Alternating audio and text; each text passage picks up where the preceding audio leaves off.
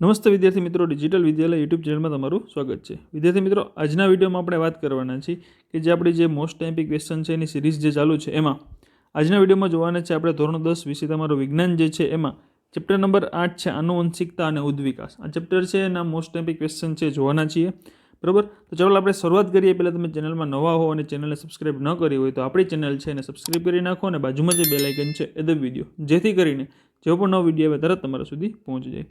ચલો, આ ચેપ્ટર જે છે તમારે બોર્ડની પરીક્ષામાં 3 માર્કનું પૂછાવાનું છે. જનરલ ઓપ્શન સાથે અને જનરલ ઓપ્શન વગર 3 માર્કનું ચેપ્ટર છે, તમારે પૂછાશે, બરાબર. ચલો, વિભાગ એમાં છે આપણે ક્વેશ્ચન જોઈએ. પહેલું છે કે મેન્ડલના પ્રયોગમાં શુદ્ધ ઊંચા અને નીચા છોડ વચ્ચે સંકરણ કરાવતા કયું પરિણામ તદ્દન અસંગત કે અશક્ય છે? આમાંથી કયું પરિણામ છે કે જે અશક્ય છે, કે ભાઈ આ વસ્તુ તો શક્ય છે જ નહીં? તેમાં શું આવશે? આન્સર આવશે ડી, કે 4 ઊંચા અને 1 મધ્યમ ઊંચાઈવાળો. પછી છે કે કોષ કેન્દ્રમાં સમાવિષ્ટ છે. આમાંથી કોષ કેન્દ્રમાં શું સમાવેશ છે? જનીન, ડીએનએ, રંગસૂત્ર. તો આ 3 જે છે એ કોષ કેન્દ્ર છે એમાં સમાવેશ છે. આન્સર આવશે ડી, ઉપરના તમામ. ત્યારબાદ છે ત્રીજું, માનવમાં છોકરો જન્મવાની સંભાવના કેટલી ગણાય? માનવ જે છે એમાં છોકરો જન્મવાની સંભાવના તો કે 50% બેની કેપેસિટી છે. 50% છોકરો અને 50% છોકરી. ત્યારબાદ ચોથું છે કે કયા પ્રજનન દરમિયાન સંતતિમાં લક્ષણોની ભિન્નતા વધારે જોવા મળે છે? બરાબર. તો ભિન્નતા વધારે જોવા મળે છે એમાં તો કે લિંગી પ્રજનન છે એમાં વધારે જોવા મળે. ત્યારબાદ છે પાંચમું કે માનવ વસ્તીમાં કર્ણપલ્લવ ખાલી જગ્યા જોવા મળે છે. તો કર્ણપલ્લવ છે એ ક્યાં? તો કે ભાઈ મુક્ત પણ હોય અને જોડાયેલા પણ હોય. એટલે આન્સર આવશે તમારો સી, એ અને બી બંને. ત્યારબાદ છઠ્ઠું છે માતા પિતા બંને ખાલી જગ્યા પ્રમાણમાં આનુવંશિક પદાર્થનું બાળકમાં સ્થળાંતર કરે છે. તો માતા પિતા બંને જે છે એ સમાન પ્રમાણમાં, બરાબર, આનુવંશિક છે પદાર્થનું બાળકમાં સ્થળાંતર કરે છે.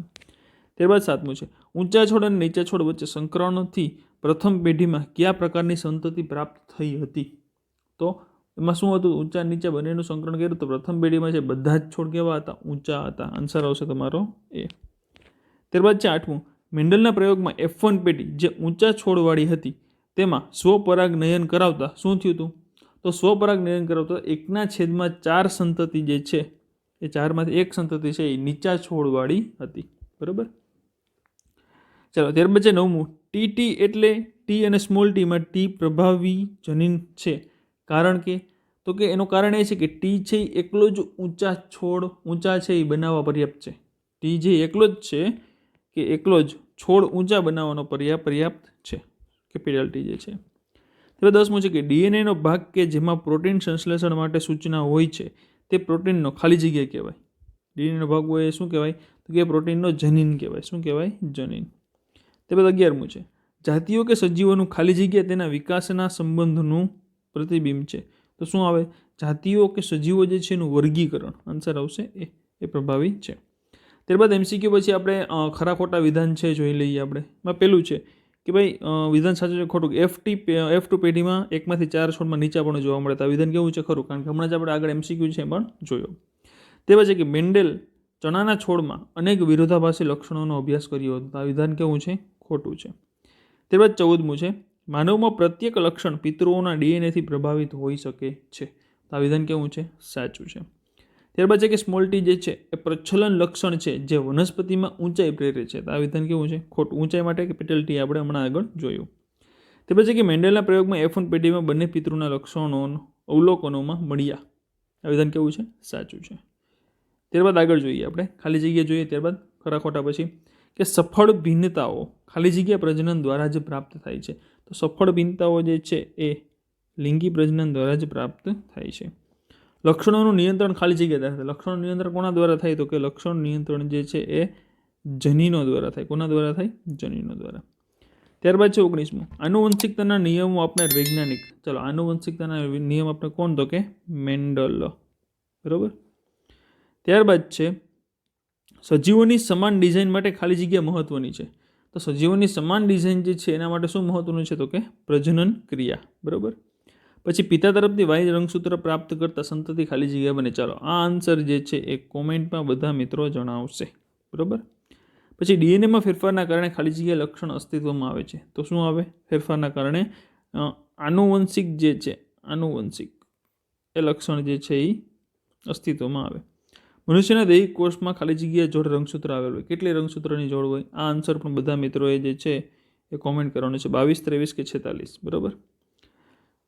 ચાલો, ત્યારબાદ છે કે મેન્ડલે એક પ્રયોગમાં ઊંચા વટાણાનો છોડ કે જેના પુષ્પ જાંબલી રંગના હતા તેનું સંકરણ નીચા વટાણાના છોડ કે જેના પુષ્પ સફેદ રંગના હતા તેની સાથે કરાવવામાં આવ્યું. તેમની સંતતિના બધા જ છોડમાં પુષ્પ જાંબલી રંગના હતા, પરંતુ તેમાંથી અડધ છોડ નીચા હતા. આ પરથી કહી શકાય કે ઊંચા પિતૃ છોડની આનુવંશિક રચના નીચે પૈકી હતી. ઊંચા છોડની રચના કેવા પ્રકારની હતી? તો કે ઊંચા છોડની રચના જે છે આ પ્રકારની હતી, ઊંચો છોડ, નીચો છોડ, બરાબર.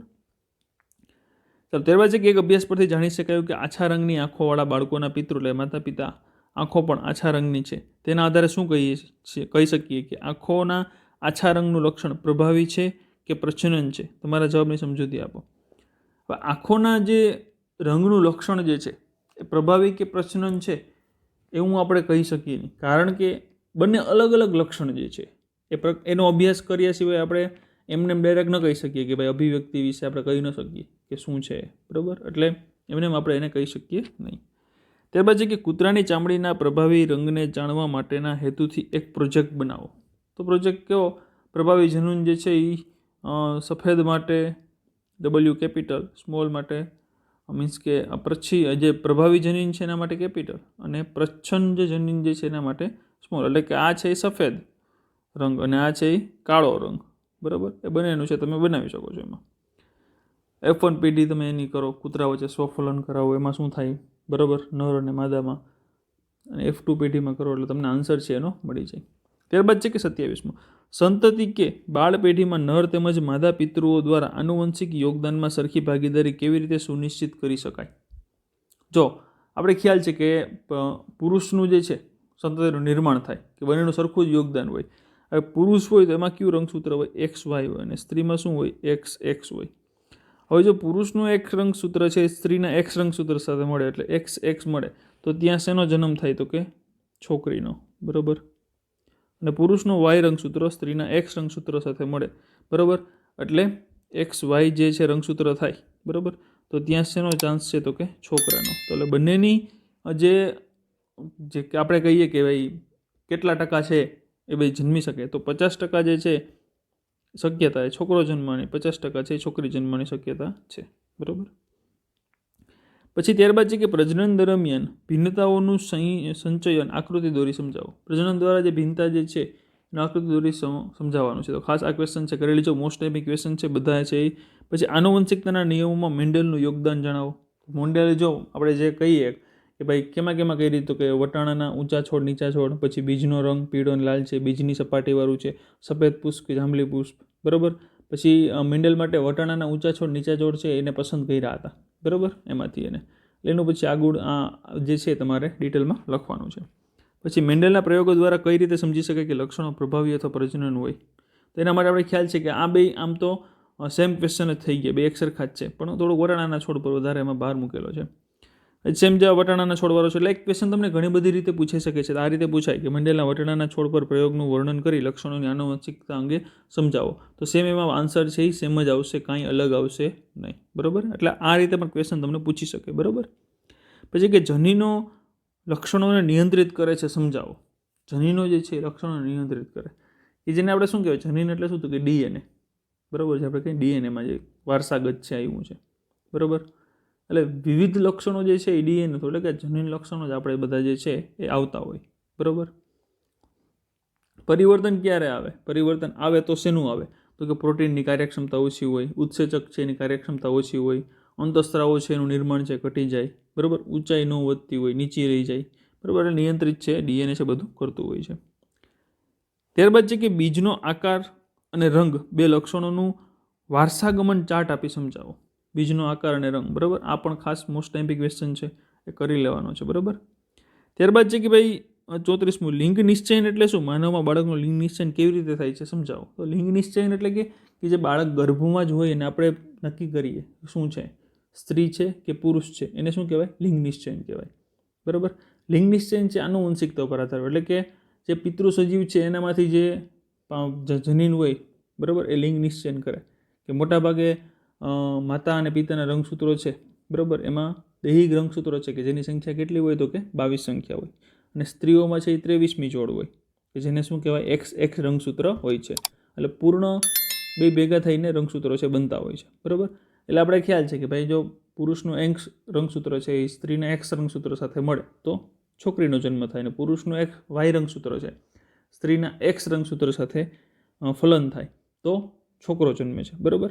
તો આ રીતનું છે એમાંથી હોય છે, સમાન રંગસૂત્રો હોય અંડકોષો બને, બરાબર. આ રીતનું છે આખો એનો ચાર્ટ જે છે એ તમારે કહેવાનો હોય છે, બરાબર. તે ખાસ તમારે વર્ણન એમાં છે કરી લેજો, ક્વેશ્ચન છે ખાસ કરી લેજો.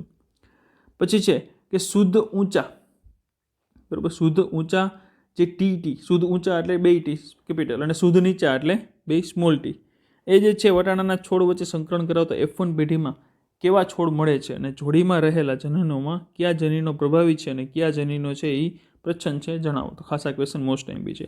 પછી મનુષ્યમાં કેટલા જોડ રંગસૂત્રોની હોય છે સમજાવો. આપણે ખ્યાલ છે કુલ 23 હોય, 22 છે પ્રથમ 22 છે જોડ જે સ્ત્રીઓ અને પુરુષોમાં સમાન હોય અને જેની દૈહિક રંગસૂત્ર છે કહેવાય, અને 23મી લિંગી રંગસૂત્ર જે છે એ છે પુરુષમાં XX અને સ્ત્રીઓમાં XY હોય, પુરુષમાં XY અને સ્ત્રીમાં XX હોય છે, બરાબર. એ અલગ હોય છે. ચાલો, પ્રજનન દરમિયાન સર્જાતી ભિન્નતાઓ વિશે સમજૂતી આપો. લિંગી અલિંગી પ્રજનન છે તમને ખ્યાલ જ છે, તો એના વિશે તમારે થોડું અહીંયા લખવાનું છે. પછી ધોરણ 10ના વિદ્યાર્થીઓનું ગ્રુપ છે શેરી નાટક દ્વારા સમાજમાં જાતીય અસમાનતા અટકાવવા અને સ્ત્રી ભ્રૂણ હત્યા અટકાવવા અંગેનો સંદેશ આપે છે. મનુષ્યમાં સ્ત્રી સંતતિ જન્મોની શક્યતા કેટલી છે? તો ખ્યાલ છે આપણે કે ભાઈ 50% છે, બરાબર. પછી સ્ત્રી સંતતિ જન્મ માટે કોણ જવાબદાર છે અને શા માટે? તો કે ભાઈ સ્ત્રી કે પુરુષ આ બંનેના માટે જવાબદાર જે છે એના પિતા છે એ જ છે, કારણ કે નરમાં 2 પ્રકારના શુક્રકોષ હોય, X અને Y. X સાથે બને તો છોકરીને, XY સાથે ફલન કરે તો છોકરો જન્મે, બરાબર. એટલે એનું પૂરેપૂરો આધાર જે છે એના પિતા ઉપર હોય છે. ધોરણ 10ના ગ્રુપમાં કયા મૂલ્યો પ્રદર્શિત થાય છે? તો આપણે ખ્યાલ છે કે જૂથ કાર્ય થયું, નાગરિકત્વમાં ભાગીદારી થઈ, નેતૃત્વ થયું વગેરે આપણે કહી શકીએ. પછી છે 39મું કે વટાણાના છોડ ઊંચા અને નીચા છોડ વચ્ચે સંકરણથી F1 પેઢીમાં મળેલા છોડ વચ્ચે સ્વફલન કરાવતા F2 પેઢીમાં કેવી સંતતિ પ્રાપ્ત થાય છે, બરાબર. પછી માનવ બાળકનું લિંગ નિશ્ચય કેવી થાય છે? રિપીટ થયું છે ક્વેશ્ચન, બરાબર. ત્યારબાદ છે વિભાગ B. આમાં એવા ક્વેશ્ચન છે કે જે તમારી બોર્ડની પરીક્ષામાં છે પૂછાયેલા છે, ભૂતકાળમાં બોર્ડની પરીક્ષામાં પૂછાયેલા છે. એમાં ક્વેશ્ચન છે કે દૈહિક રંગસૂત્રોમાં કેટલી જોડ હોય છે, આપણે બધાને ખ્યાલ છે. પછી માનવમાં લિંગ નિશ્ચયની ઘટના, આકૃતિ દોરી સમજાવો.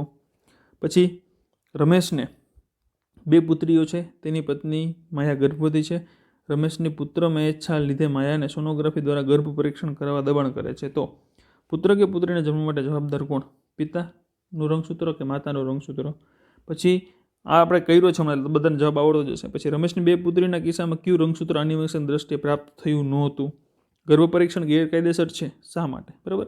તો આ આન્સર છે એના જવાબ તમારે, આ ક્વેશ્ચન છે એના જવાબ તમારે આપવાના છે, બરાબર. તો આ તમારા મોસ્ટ ટાઈમ ક્વેશ્ચન છે. એવા ક્વેશ્ચનની તમારે PDF જોતી હોય તો આપણી જે વેબસાઇટ છે www.digitalvidyalaya.in, આ વેબસાઇટ પરથી તમને પેપર અને એનું સોલ્યુશન બંને પણ PDFમાં મળી જશે, ત્યાંથી તમે ડાઉનલોડ કરી શકો છો. કાંઈ પણ ડાઉટ હોય, કાંઈ ન સમજાતું હોય તો ખાસ કોમેન્ટ બોક્સમાં કોમેન્ટ કરીને જણાવી દેજો, અને વિડીયો છે ને તમારા બધા મિત્રો સુધી શેર પણ કરી દેજો, બરાબર. ચાલો મિત્રો, મળીએ આપણે નવા વિડીયોમાં. આવજો મિત્રો. જય હિન્દ, જય ભારત.